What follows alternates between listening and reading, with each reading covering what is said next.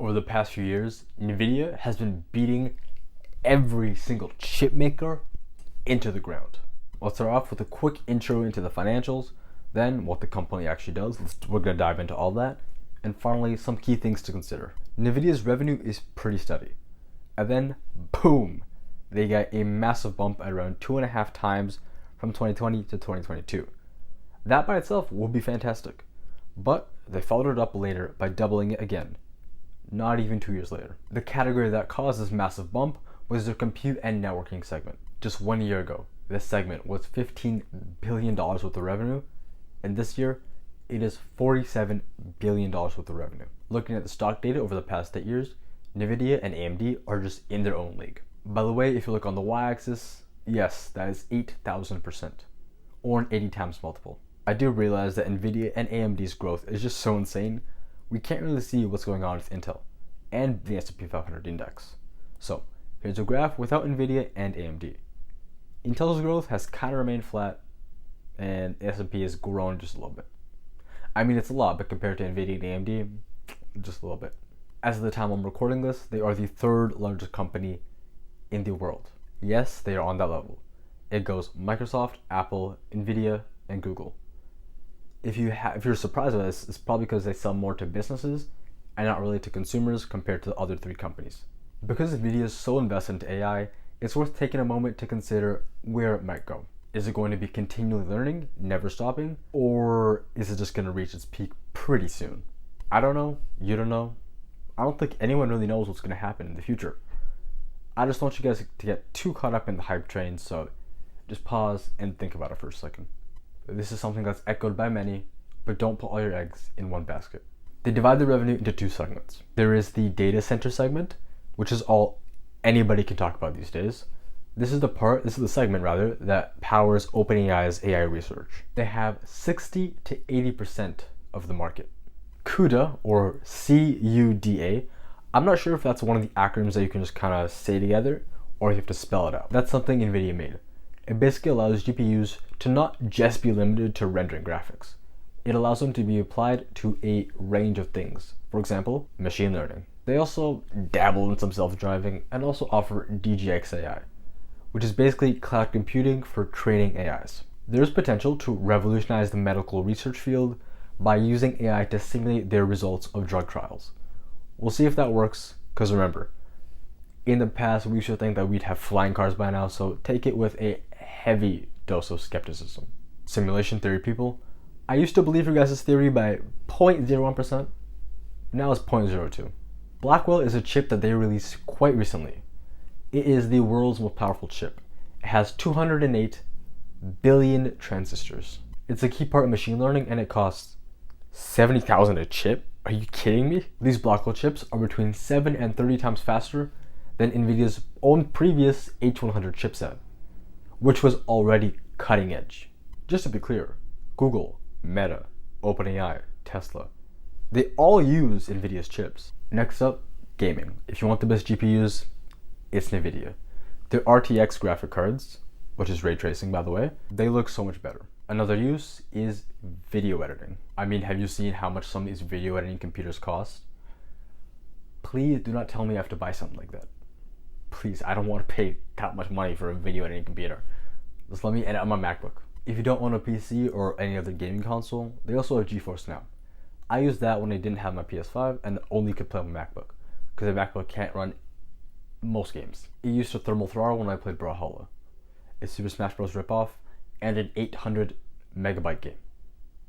Yes, it throttled during that. None of the actual computing and rendering for the games is done on your screen. It's done at whatever Nvidia uses over there. But no matter which plan you choose, if you don't have a strong internet connection, matter of fact, even if you do have a pretty strong internet connection, it's not exactly latency free, and I'm being very generous when I say not exactly latency free. It's a little bit worse than that. It's worse than that, significantly worse. My personal opinion, I feel like it's fine for single player games, but if you're gonna play any multiplayer game online, just don't. You will get absolutely destroyed. Although if you can't play on your computer because it's just bad, it is a good alternative. So they have a few options. They have the free, but it will take a pretty decent chunk of time to actually find a server. They have priority, which is really all you really need. It basically just allows you to jump to the front of the queue and find a server as soon as it's opened. And also, so there are some other benefits, but those are the main ones. Check out a dedicated review of GeForce Now if you want to actually know in depth how good it is. Alright, let's dive into what they have going for them. First of all, there does not seem to be any slowdown in AI investment. Governments may start making their own AIs if they have not already. It's probably top secret. Also, there's going to be a lot more consumer applications coming soon, according to Nvidia.